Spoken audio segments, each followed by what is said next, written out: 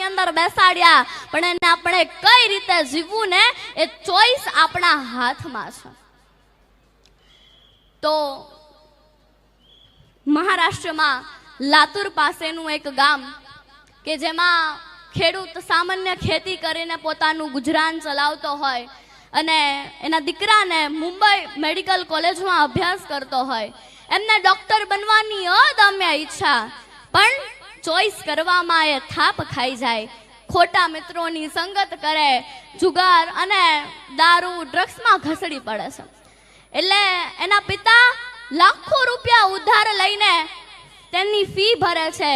પહેલા વર્ષમાં તો જેમ તેમ કરીને પાસ થાય, પણ બીજા વર્ષમાં તો 3 વાર ફેલ થાય. વિચાર કરો શું વીતે મા બાપ પર.